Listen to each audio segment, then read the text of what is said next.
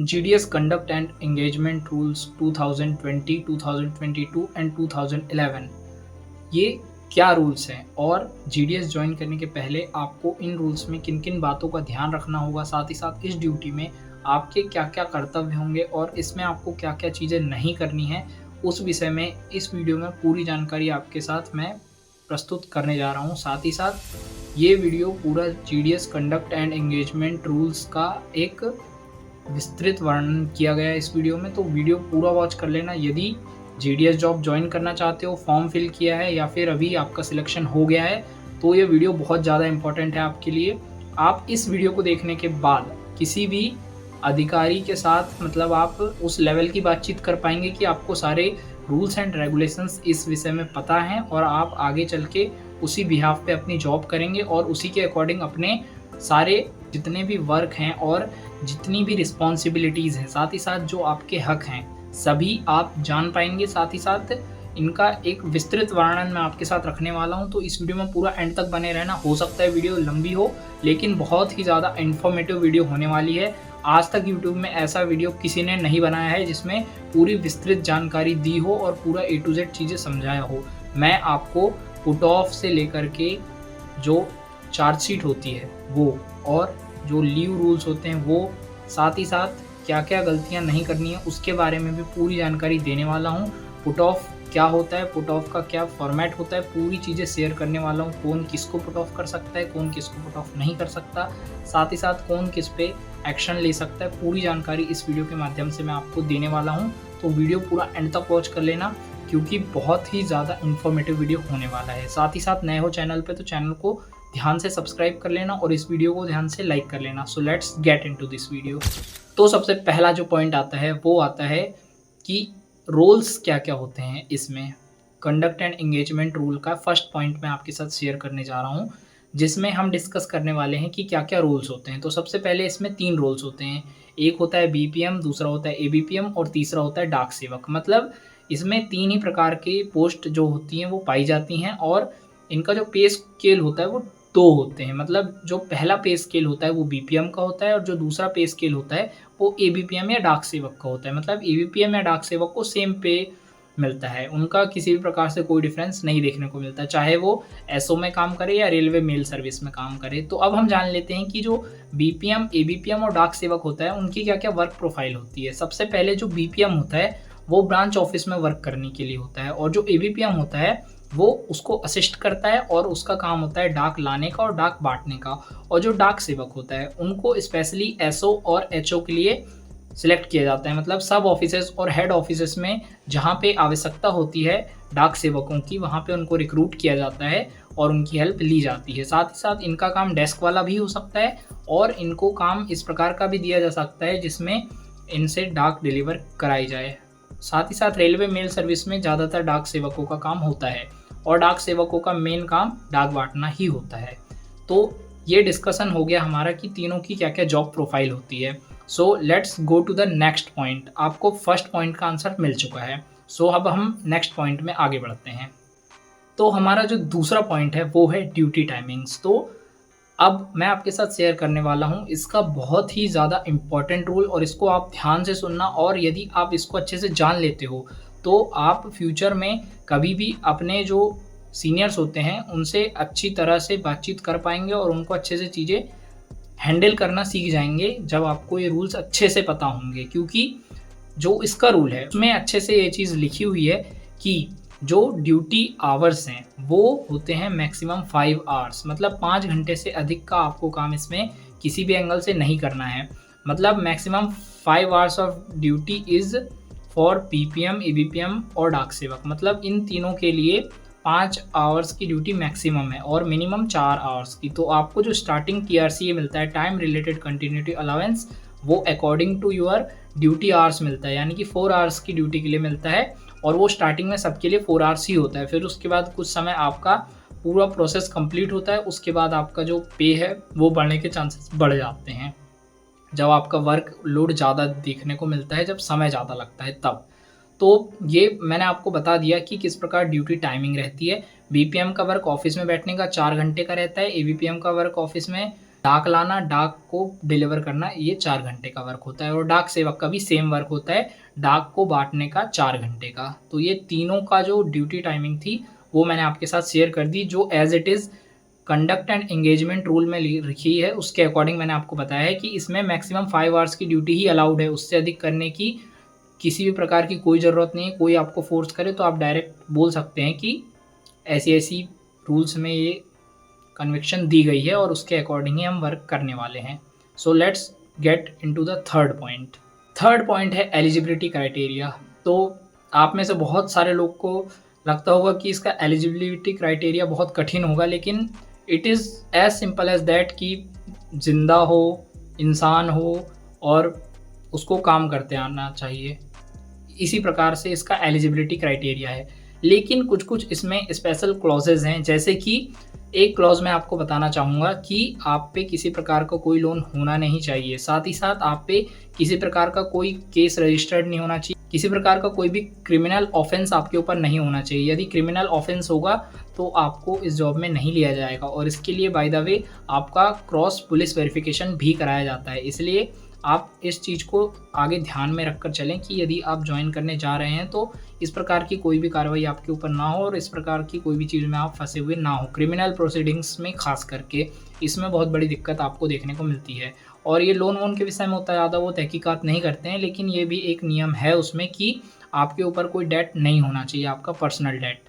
तो ये मैंने आपके साथ शेयर की क्या चीज़ें कि एलिजिबिलिटी क्राइटेरिया, और एलिजिबिलिटी क्राइटेरियाज़ में कुछ-कुछ पॉइंट्स हैं जो कि नॉर्मली सभी में होते हैं। मैं आपको एक बार डिक्टेट करना चाहूँगा सारे पॉइंट्स।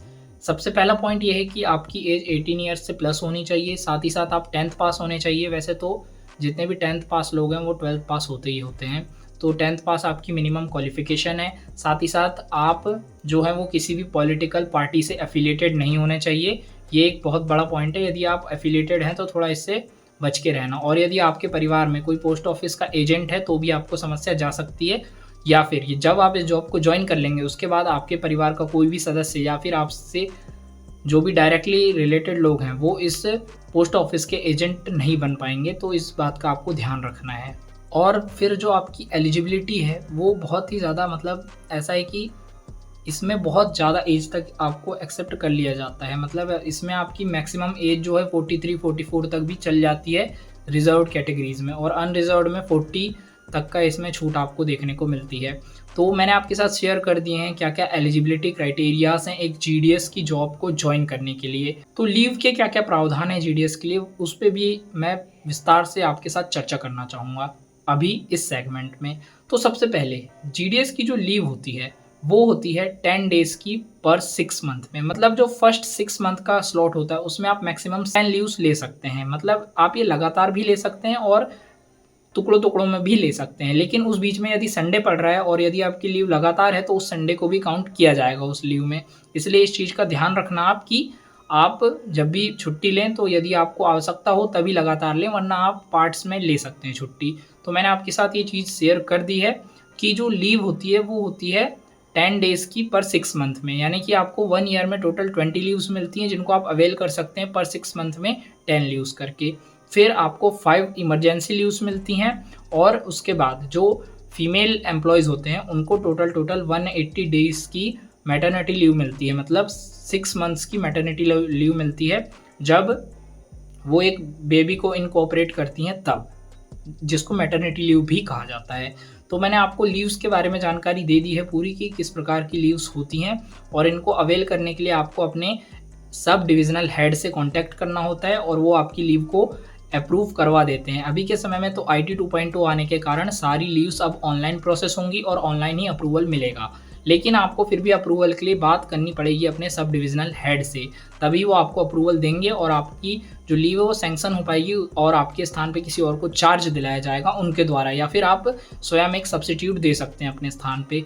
तो मैंने आपके साथ जो लीव से रिलेटेड इन्फॉर्मेशन थी वो शेयर कर दी है। तो अब हम अपने नेक्स्ट पॉइंट की ओर आगे बढ़ते हैं। सो ये वाला पॉइंट सबसे इम्पोर्टेंट है और इसी के बारे में लोग ज़्यादातर सर्च करते हैं यूट्यूब में कि जीडीएस को कब पुट ऑफ किया जाता है, जीडीएस पे कब माइनर पेनल्टी लगती है, कब मेजर पेनल्टी लगती है और जीडीएस की पेनल्टी होती क्या है, किन कारणों से जीडीएस पे पेनल्टी लगती है।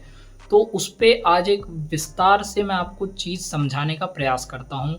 तो तो जो जीडीएस होता है उसको पेनल्टी लगती है जब उस पर किसी प्रकार का शक बनता है कि शक नहीं, उसके द्वारा कोई भी डिस्पेरेंसी की जाती है।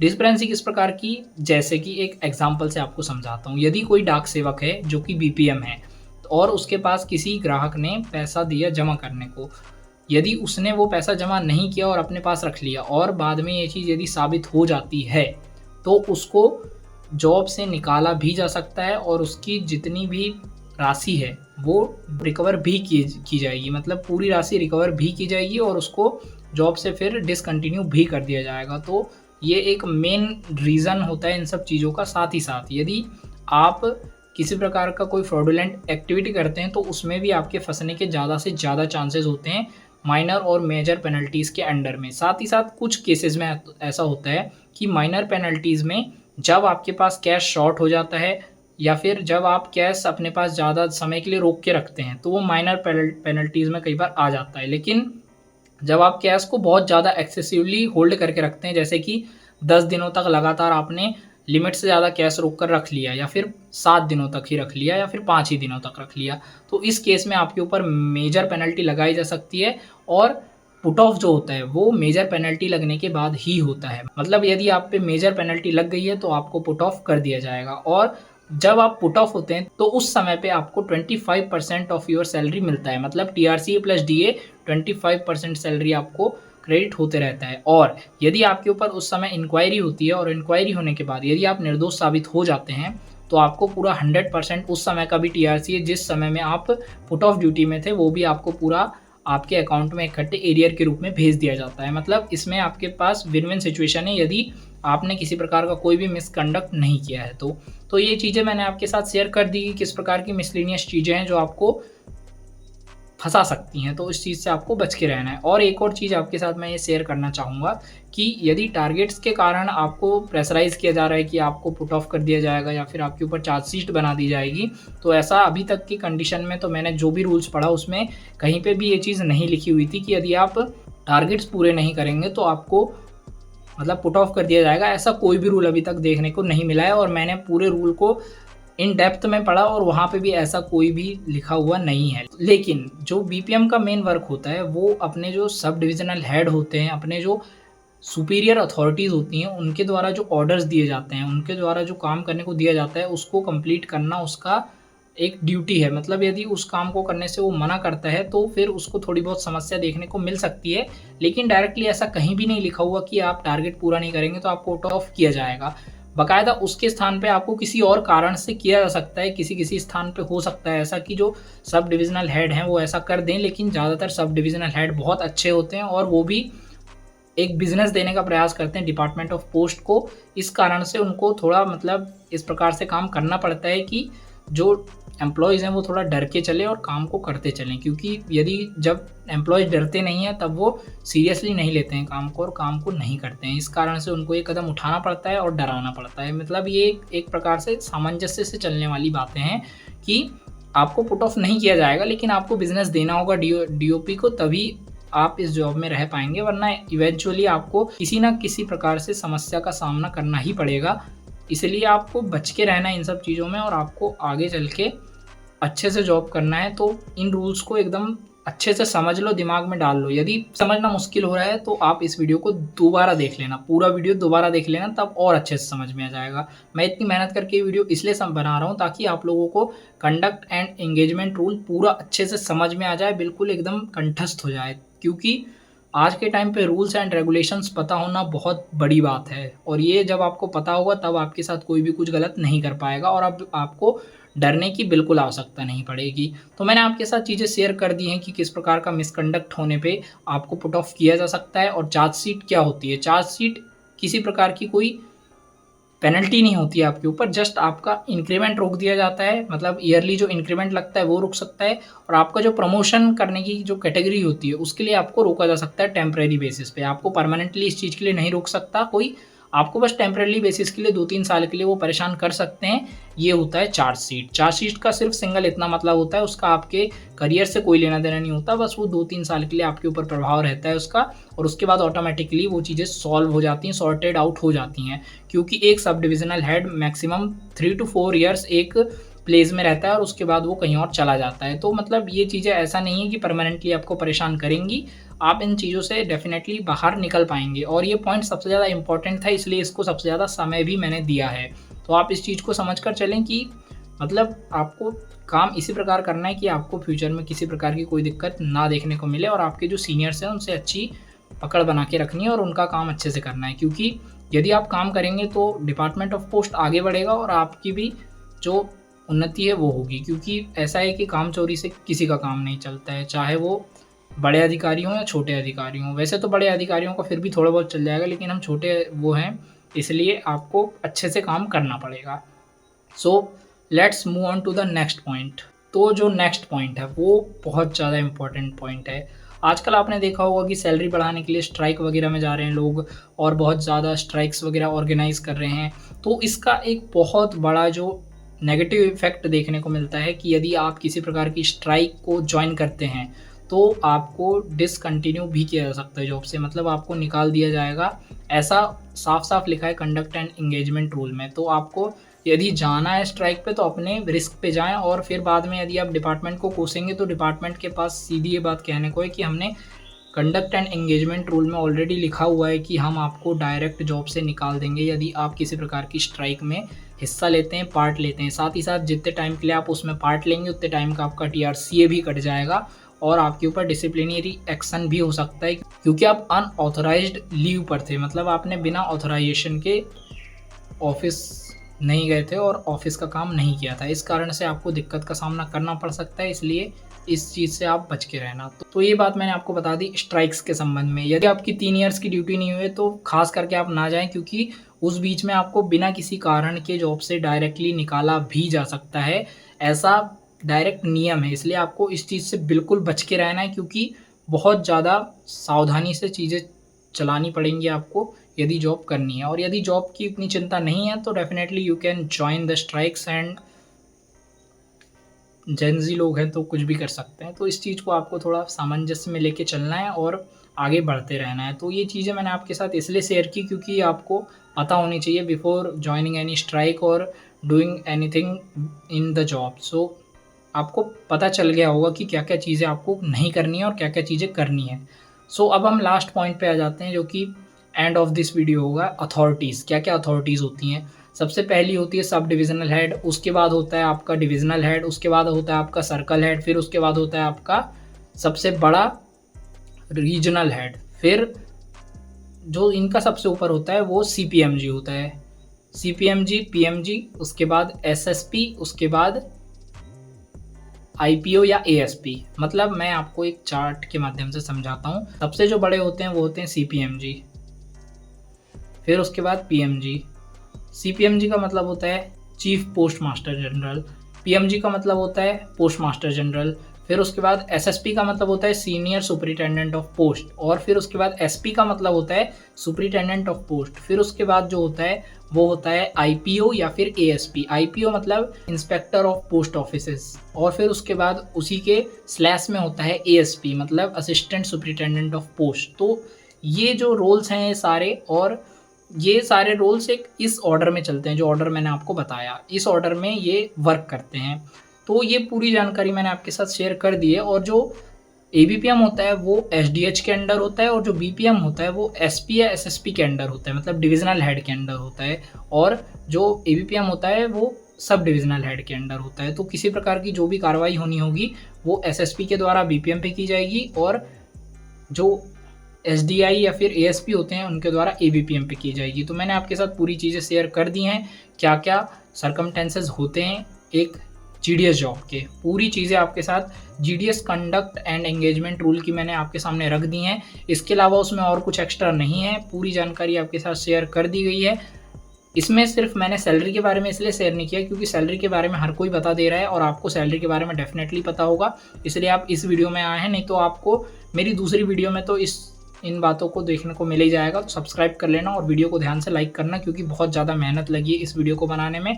और ये वीडियो देखने के बाद आपके मन में कोई भी डाउट नहीं बचेगा कि चार्जशीट क्या होती है, किन कारणों से चार्जशीट मिल सकती है। जब भी टारगेट के लिए कोई आपको कहे चार्जशीट मिल सकती है, तो आपको सिर्फ अपने कामों को अच्छे से चलाना है और प्रयास करना है कि टारगेट अचीव कर लें। आप ना प्रयास करेंगे तो उनको भी समझ आएगा कि ये प्रयास कर रहे हैं, तो इसलिए वो उतना ज़्यादा नहीं करते। लेकिन आप उनको यदि डायरेक्ट मना कर देते हैं तो उसमें फिर उनका ईगो हर्ट हो जाता है और उनको प्रॉब्लम होती है। ऑब्वियस सी बात है, कोई भी व्यक्ति हो उसको प्रॉब्लम होगी ही, क्योंकि ये एक गवर्नमेंट ऑफिस का काम है, गवर्नमेंट डिपार्टमेंट का काम है। डिपार्टमेंट के काम के लिए सबको प्रेशराइज़ होना पड़ता है। यहाँ तक कि जो डिपार्टमेंटल एम्प्लॉइज़ हैं उनको भी प्रेशराइज़ किया जाता है, उनसे भी काम लिया जाता है। तो आपको इन चीज़ों को समझ के चलना है, और यदि आप में इतनी कैपेबिलिटी है कि आप कर पाएँ हैंडल, तो ही जॉब जॉइन करें। वरना जॉइन करने के बाद यदि आपको एक्सपीरियंस बुरा हो रहा है तो definitely you can resign. Resign का भी एक अच्छा ऑप्शन होता है इसमें। 1 महीना नोटिस पीरियड होता है, उसके बाद आप डायरेक्ट अपनी कोई और जॉब की तैयारी करें, पढ़ाई करें, कुछ भी कर सकते हैं। तो मैंने आपके साथ पूरी चीज़ें शेयर कर दी हैं।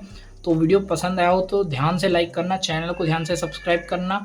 मिलते हैं, तब तक के लिए आपको मेरे सिलेक्शन वाले वीडियो को जाके देख लो। धन्यवाद।